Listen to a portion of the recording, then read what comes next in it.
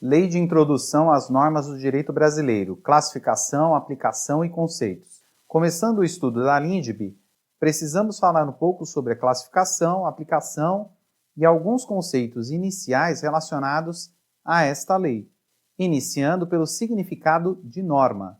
Norma é uma regra, produzida e aplicada dentro de um determinado grupo. Portanto, a norma é um gênero que contém alguns elementos, que são os costumes, os princípios e as leis propriamente ditas. Os costumes, por sua vez, são formados também ou contêm dentro de si uma parte material, chamada de corpus, e uma parte psicológica, chamada de ânimos. A parte material contida no costume é a repetição. Essa repetição, por sua vez, ela é qualificada, porquanto deve ser uniforme, constante e geral. Já a parte psicológica do costume pode ou não estar presente. Estando presente, ela será a obrigatoriedade do costume. Assim, podemos afirmar que a obrigatoriedade no costume ela é eventual. Portanto, o costume é não vinculante em regra, ou seja, ninguém é obrigado a cumprir o costume. Entretanto, nós teremos exceção a essa regra que veremos mais tarde. Outro elemento que constitui a norma é o princípio, que vem do latim principium, que diz respeito às regras fundamentais das normas. Assim, ela está relacionada com as bases do sistema normativo. E observe que nós não qualificamos a base do sistema, portanto, pode ser um princípio relacionado a algo religioso. Então, ele será um princípio eclesiástico. Se for relacionado ao direito, será um princípio jurídico. Por fim, como elemento das normas, temos as leis. As leis, por sua vez, são regras positivadas, ou seja, escritas. Essas regras positivadas são criadas pelo Poder Legislativo.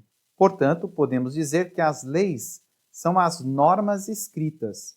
Em relação à norma, podemos ainda encontrar a aplicação dessa nomenclatura relacionada à lei interpretada pelo aplicador do direito.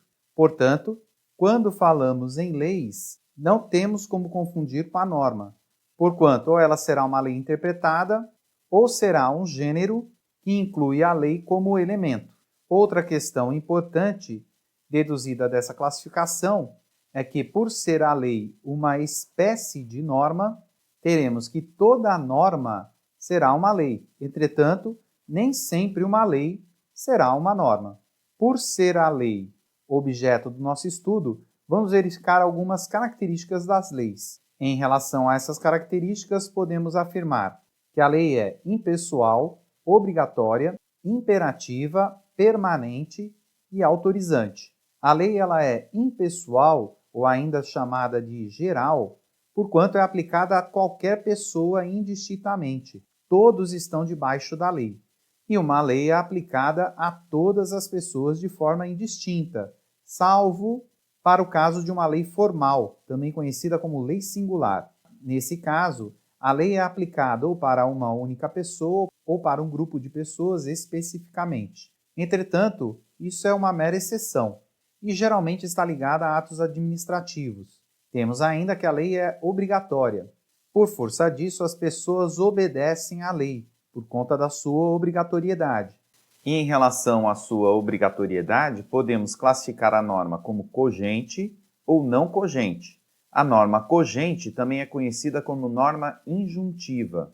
Também é encontrada na nomenclatura de norma de ordem pública e é aquela que não pode ser modificada pelas partes ou pelo juiz. Essa norma ela é obrigatória.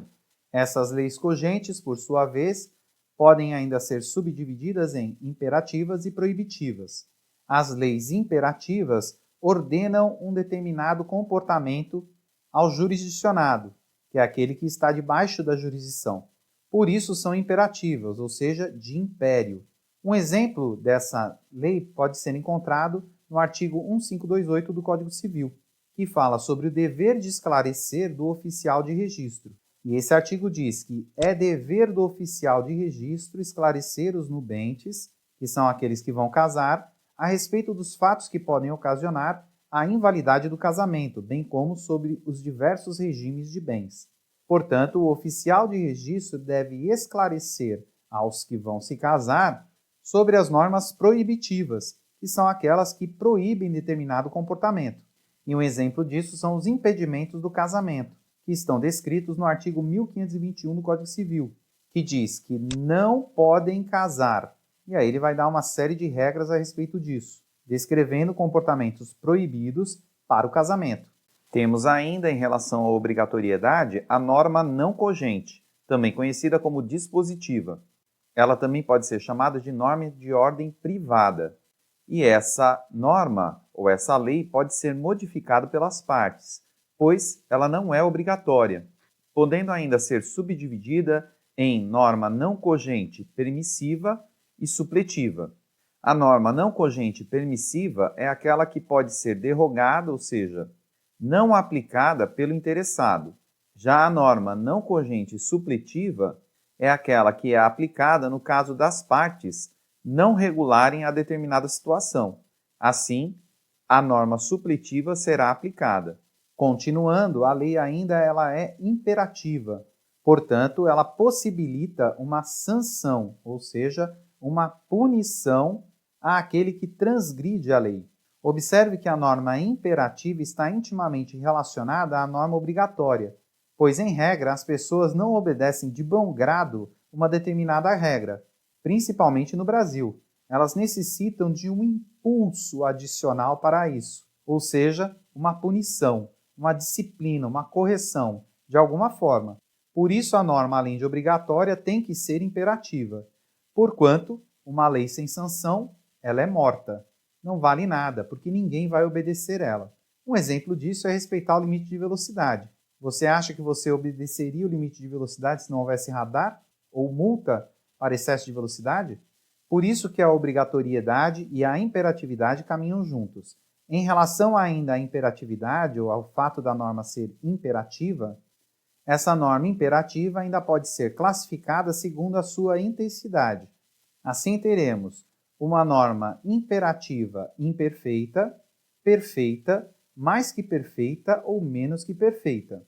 A norma imperfeita é aquela que não tem consequência jurídica, pois, como acabamos de falar, uma lei sem sanção é morta. Já a norma perfeita é aquela que tem uma determinada sanção e ainda produz a anulação ou anulabilidade de um ato ou negócio jurídico. Em relação a essas palavras, vamos estudá-las um pouco mais à frente. A lei ainda pode ser mais que perfeita. É quando ela, além da sanção e da anulação ou anulabilidade do determinado ato, ela impõe uma determinada pena criminal sobre o ato praticado. Assim, ela é mais que perfeita porque promove uma punição maior. Já a lei menos perfeita é aquela que impõe uma sanção, entretanto, ela impõe uma outra consequência diferente da anulação e da anulabilidade, como, por exemplo, uma obrigação de fazer. Outra característica da lei é que ela é permanente, também conhecida como persistente, essa característica, pois ela não exaure os efeitos da lei com uma única aplicação.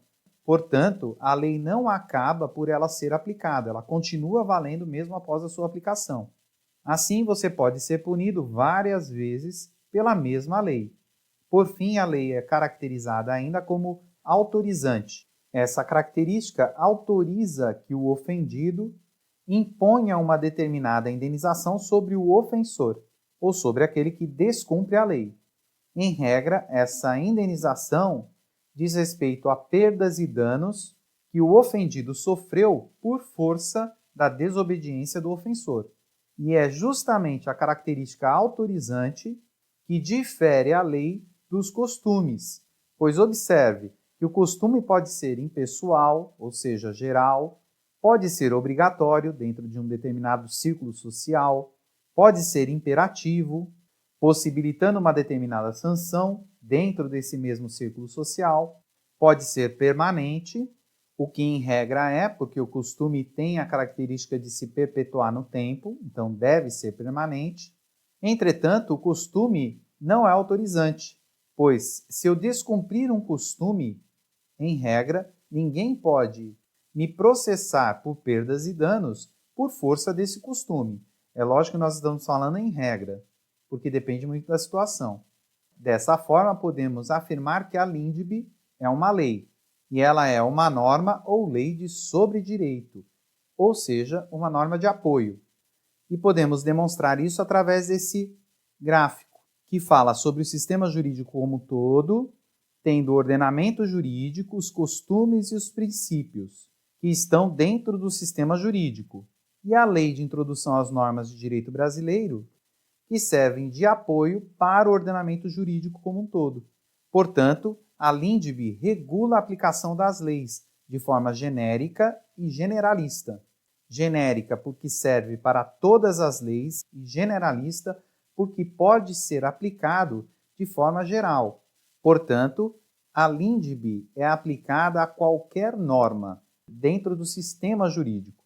Assim, essa regulação das leis, ela se dá em relação à vigência e eficácia da lei, em relação aos conflitos da lei relacionados a tempo e espaço, ainda oferece critérios sobre interpretação jurídica, ou seja, relacionados à hermenêutica, e ainda traz normas relacionadas ao direito internacional privado.